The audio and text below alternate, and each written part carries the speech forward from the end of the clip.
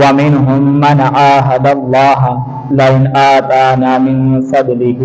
لنصدقن ولنكونن من الصالحين آمنت بالله صدق الله العظيم وصدق رسوله النبي الكريم الأمين إن الله وملائكته يصلون على النبي يا أيها الذين آمنوا صلوا عليه وسلموا تسليما الصلاة والسلام عليك يا سيدي يا رسول الله وعلى آلك وأصحابك يا سيدي يا حبيب الله الصلاة والسلام عليك يا سيدي يا رسول الله وعلى آلك وأصحابك يا سيدي يا نور الله الصلاة والسلام عليك يا سيدي يا خاتم النبيين وعلى آلك وأصحابك يا سيدي يا خاتم المعصومين مولاي صل وسلم دائما أبدا على حبيبك خير الخلق كلهم هو الحبيب الذي ترجى شفاعته بكل هول من الأهوال مقتحم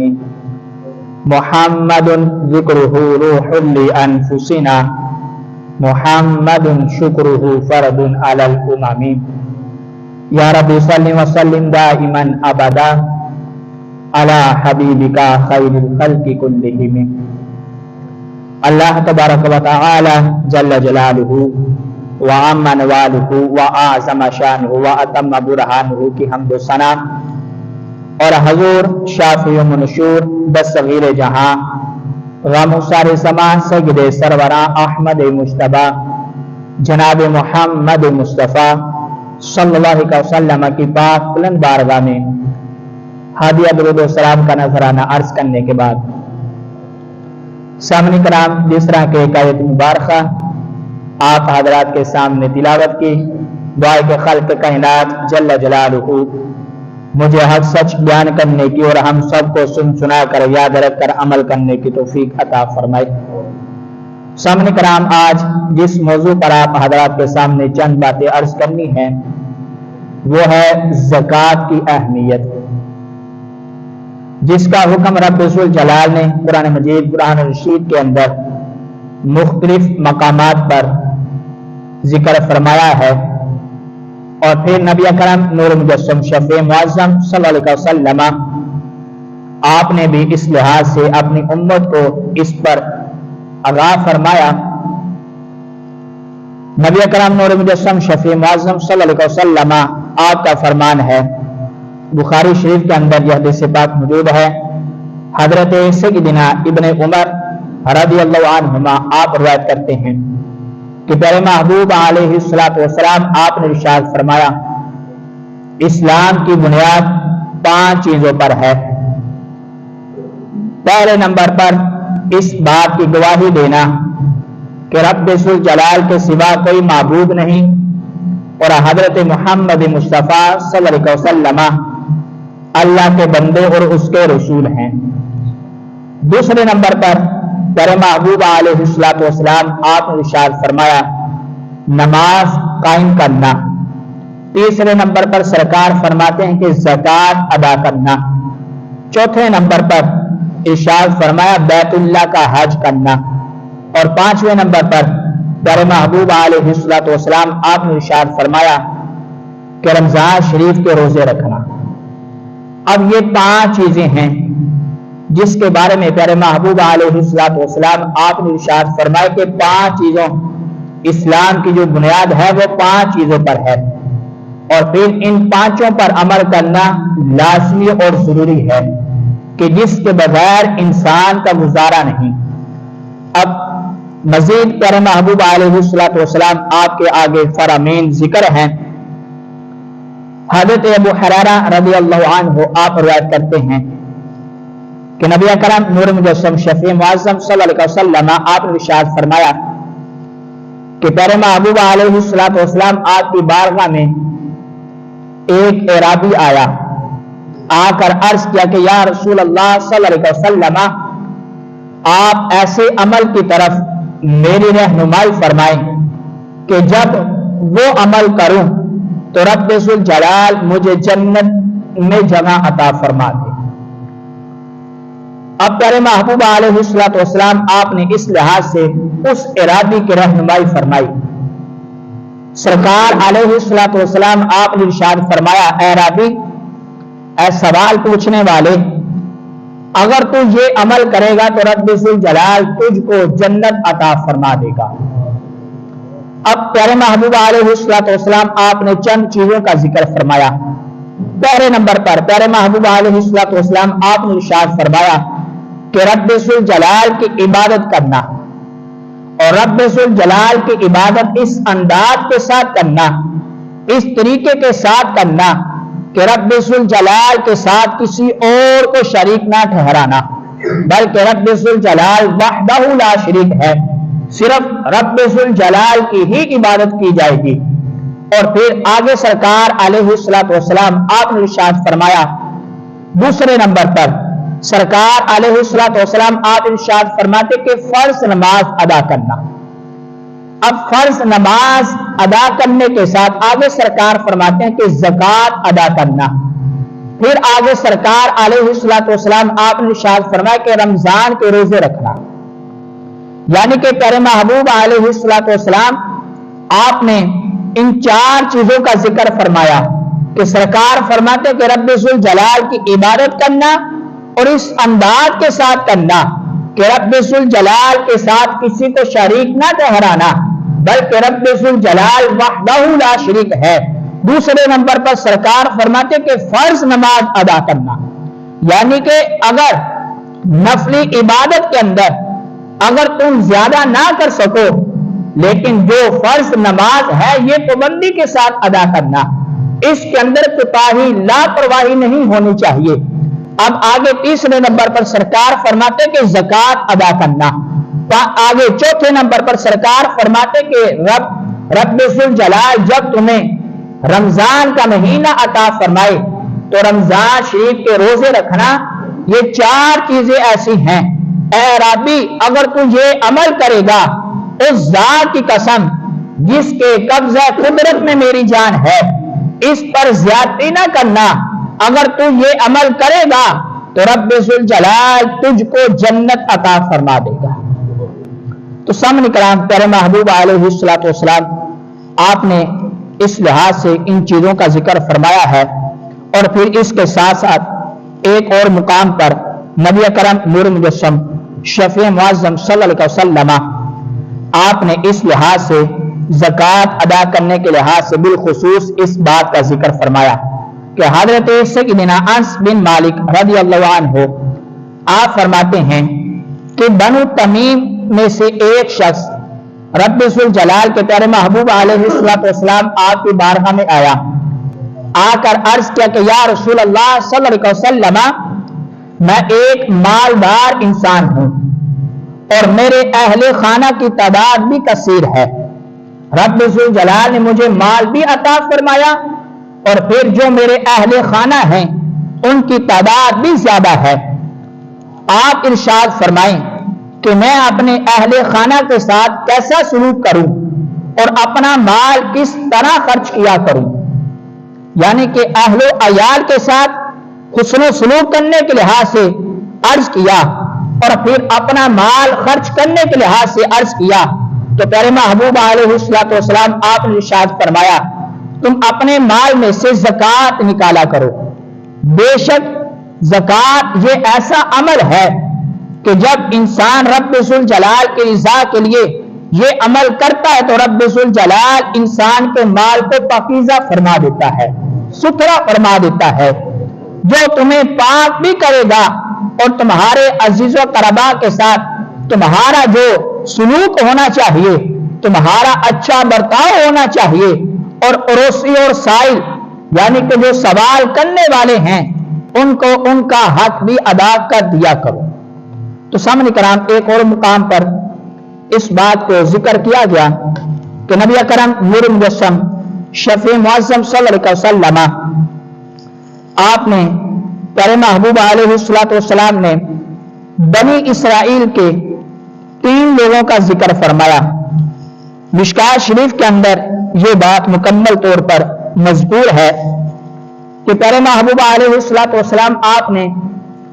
सहाबा कराम रदियल्लाहु अन्हुम को इस लिहाज से ये बात सरकार अलैहिस्सलातु वस्सलाम ने जिक्र फरमाई है कि बनी इसराइल में से 3 आदमी थे जिनको मुख्तलिफ किस्म की बीमारियां थी। उनमें से एक जो मर्द था उसे कोढ़ की मर्ज थी, एक आदमी को कोढ़ की मर्ज वो लाहिक थी। दूसरा आदमी जो कि नबीना था, देख नहीं सकता था। तीसरा वो आदमी कि जिसके सर के ऊपर बाल नहीं थे। अब महबूबा अलैहिस्सलातु वस्सलाम आपने इस लिहाज से जिक्र फरमाया है कि सरकार अलैहिस्सलातु वस्सलाम आप इरशाद फरमाते हैं कि रब्बुल जलाल ने इन 3 आदमियों की तरफ अपना एक फरिश्ता भेजा जो कि इंसानी शक्ल के अंदर उन तीनों आदमियों की तरफ आया। पहले नंबर पर रब्बुल जलाल का वो भेजा हुआ फरिश्ता जो कि इंसानी शक्ल में आया था, जो आदमी कोढ़ की मर्ज के अंदर मुब्तला था, उसके पास आया और पूछा कि तुम्हें कौन सी चीज ज्यादा महबूब है, कौन सी चीज तुम्हें ज्यादा पसंद है। तो उसने कहा कि मैं चाहता हूं कि जो ये मर्ज मुझे लाहिक है, रब्बुल जलाल मुझे इससे शफा अता फरमा दे, रब्बुल जलाल मुझे इससे बरी फरमा दे। अब उसने इस लिहाज से उस फरिश्ते के सामने अपनी इस बात को रखा कि रब्बुल जलाल मुझे अच्छा रंग अता फरमाए और मुझे खूबसूरत जिल्द चाहिए, अब ताकि जो इंसान मुझसे नफरत करने वाले हैं वो मुझसे नफरत करना छोड़ दें और मेरे साथ अच्छा बर्ताव किया करें। तो सामने कराम जो इंसान किसी मर्ज के अंदर मुब्तला होता है उसकी तकलीफ वही इंसान जानता है। जब उसने इस लिहाज से उस फरिश्ते के सामने इस बात को रखा तो जो फरिश्ता रब्बुल जलाल की तरफ से आया था उसने अपना हाथ फेरा और फिर इस लिहाज से जब उसके जिस्म पर हाथ फेरा तो रब्बुल जलाल ने उस इंसान को कोढ़ के मर्ज से बरी फरमा दिया और उसे शिफा अता फरमा दी। अब उससे आदमी ने जब जिसको रब्बुल जलाल ने शिफा अता फरमाई, फरिश्ते ने उससे पूछा कि अब तुम कौन सा माल तुम्हें ज्यादा पसंद है, इसके अलावा तुम क्या साजो सामान चाहते हो। तो उसने कहा कि मैं एक ऊंट चाहता हूं। उस फरिश्ते ने रब्बुल जलाल के हुक्म से उसको एक ऊंटनी दी जो कि हामला थी और उसके लिए बरकत की दुआ की। अब वो फरिश्ता उसके बाद जो बंदा सर के ऊपर जिसके बाल नहीं थे, जो कि ज़ाहिरी तौर पर गंजा था, उसके पास आया, उससे पूछा कि तुम क्या चाहते हो। तो उसने कहा कि मेरे सर पर बाल नहीं, मैं चाहता हूं कि मेरे सर पर बाल आ जाएं और जो लोग मुझसे नफरत करते हैं तो वो मेरे साथ प्यार करना शुरू कर दें। फरिश्ते ने उसके सर पर हाथ फेरा तो रब्बुल जलाल ने उसको बाल अता फरमा दिए। अब उस फरिश्ते ने उस बंदे से पूछा कि तुम क्या चाहते हो। तो उसने कहा कि मुझे गाय चाहिए। अब फरिश्ते ने उसके लिए उसको एक गाय दी जो कि हामला थी। जब उसको दे दी और उसके लिए फरिश्ते ने बरकत की दुआ की। तीसरा आदमी जो कि अंधा था, नबीना था,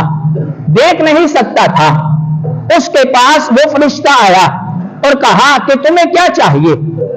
उस आदमी ने इस लिहाज से इजहार किया कि मेरी आंखें नहीं, मुझे आंखें चाहिए ताकि मैं कुछ देख सकूं।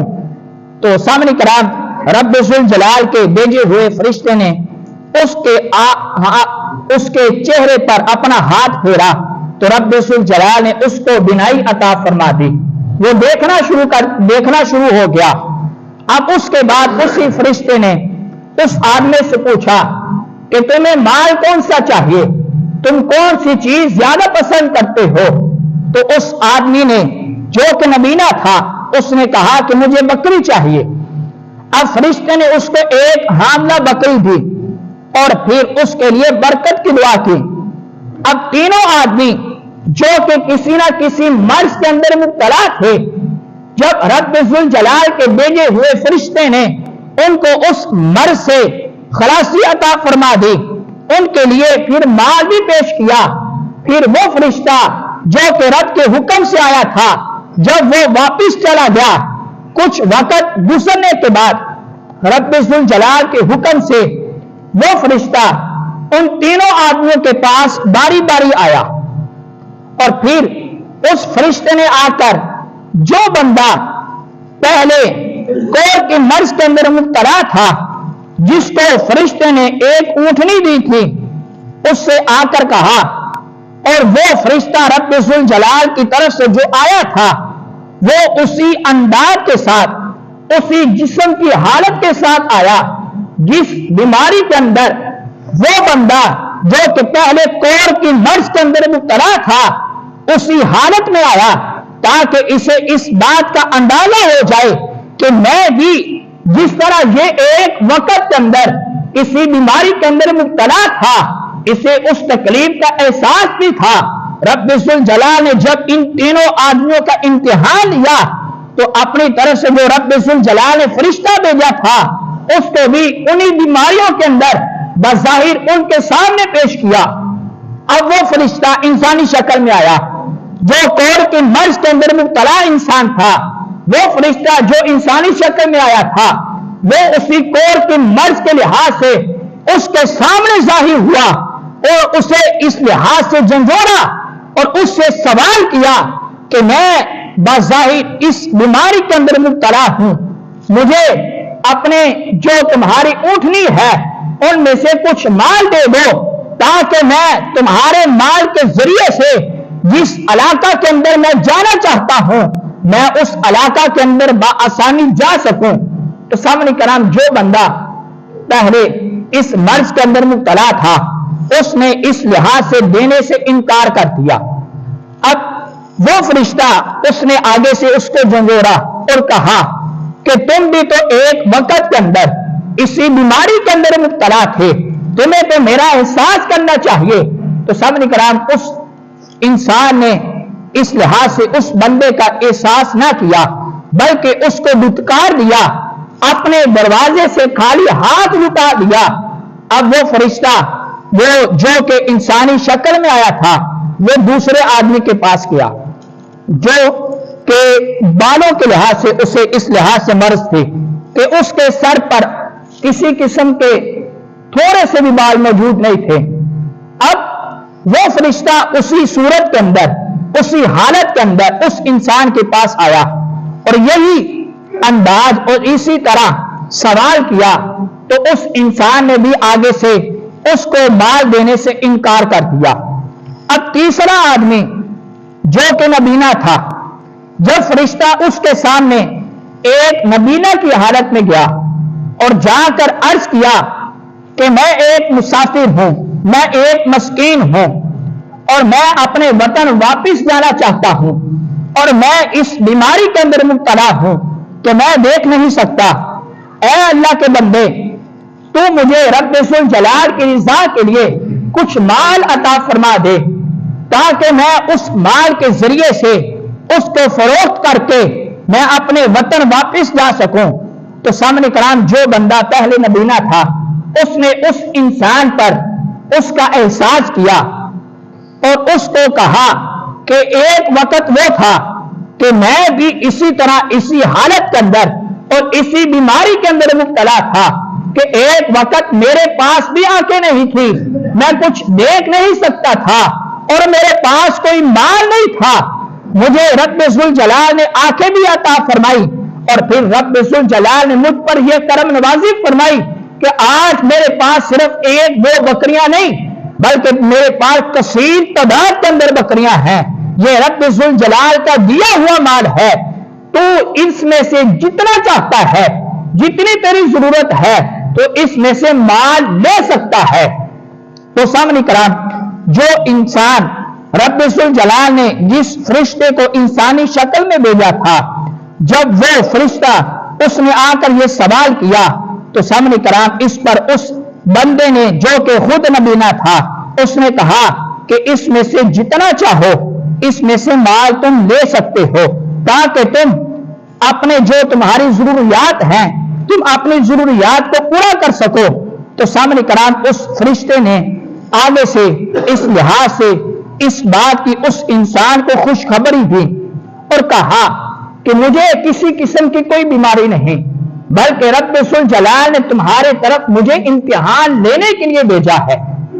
اور کہا کہ تمہارے جو دوست تھے جو کہ فلاں فلاں بیماری کے اندر مبتلا تھے، میں ان کے پاس بھی گیا، جا کر ان سے سوال کیا اور انہوں نے مجھے اس لحاظ سے کوئی مال نہ عطا کیا، حالانکہ وہ اس لحاظ سے اس تکلیف کو جو کہ ان کے اوپر ایک وقت میں تھی وہ اس بات کو جانتے تھے، لیکن انہوں نے پھر بھی مجھے کسی لحاظ سے مجھے کوئی مال نہ دیا، لیکن تم نے مجھے اپنا مال دینے پر تم رضامند ہوئے۔ یہ رب ذوالجلال کی طرف سے یہ ایک امتحان تھا جس کے اندر تم کامیاب ہو گئے ہو اور وہ لوگ فیل ہو گئے ہیں۔ تو سامنے کرام پیارے محبوب علیہ الصلوۃ والسلام آپ نے اس لحاظ سے بنی اسرائیل کے ان 3 آدمیوں کا قصہ اپنی صحابہ کرام رضی اللہ عنہم کے سامنے رکھا، اور سرکار علیہ الصلوۃ والسلام آپ نے اس لحاظ سے صحابہ کو سمجھایا، اور صحابہ کے ذریعے سے سرکار علیہ الصلوۃ والسلام کے آنے والے جو قیامت تک کے غلام تھے، سرکار علیہ الصلوۃ والسلام نے ان تک یہ پیغام پہنچایا کہ جب تمہیں رب ذوالجلال مال عطا فرمائے تو اس مال کے اندر کنجوسی نہ کیا کرو، بلکہ رب ذوالجلال کی رضا کے لیے اس مال کو رب کی راہ میں خرچ بھی کیا کرو، اور جو بندہ اس بات کا مستحق ہو اس تک اس کا مال بھی پہنچایا کرو، کیونکہ رب ذوالجلال نے اگر تمہیں مال دیا ہے تو یہ رب ذوالجلال کی طرف سے ایک وقت آئے گا کہ رب ذوالجلال تمہیں اس لحاظ سے آزمائے گا، کبھی مال دے کر اور کبھی تم سے مال واپس لے کر۔ یہ رب ذوالجلال کی طرف سے امتحان ہوتا ہے، جو بندہ اس کے اندر کامیاب ہو جائے رب ذوالجلال اس کی دنیا بھی سوا دیتا ہے، اور رب ذوالجلال پھر آخرت والے دن بھی اس کو انعام عطا فرماتا ہے۔ تو سامنے کرام اس لحاظ سے ایک اور حدیث شریف کے اندر کہ جو انسان رب ذوالجلال کی رضا کے لیے مال کو خرچ کرتا ہے، رب ذوالجلال اس پر کس قدر کرم نوازی فرماتا ہے کہ نبی کریم نور مجسم شفیع معظم صلی اللہ علیہ وسلم آپ نے اس لحاظ سے ذکر فرمایا ہے، الموجب الکبیر کے اندر یہ بات موجود ہے۔ اس حدیث شریف کے اندر مختلف جو معاملات ہیں اس کا بھی ذکر ہے کہ جس سے پیارے محبوب علیہ الصلوۃ والسلام آپ نے منع فرمایا۔ حضرت عبیدہ بن عمیر رضی اللہ عنہ یہ اپنے والد محترم سے روایت کرتے ہیں کہ پیارے محبوب علیہ الصلوۃ والسلام آپ نے حجۃ الوداع کے موقع پر ارشاد فرمایا کہ بے شک نمازی اللہ کے اولیاء ہیں، بے شک نمازی اللہ کے محبوب بندے ہیں، یعنی کہ جو رب ذوالجلال نے انسان پر 5 وقت نماز فرض کی ہے، جب انسان اس کو باقاعدگی کے ساتھ اس کی ذمہ داری کو پورا کرتا ہے، اپنی ذمہ داری سمجھ کر اس عمل کو پورا کرتا ہے کہ جب اس کو رب کے گھر سے آواز آتی ہے سب کچھ چھوڑ چھڑا کر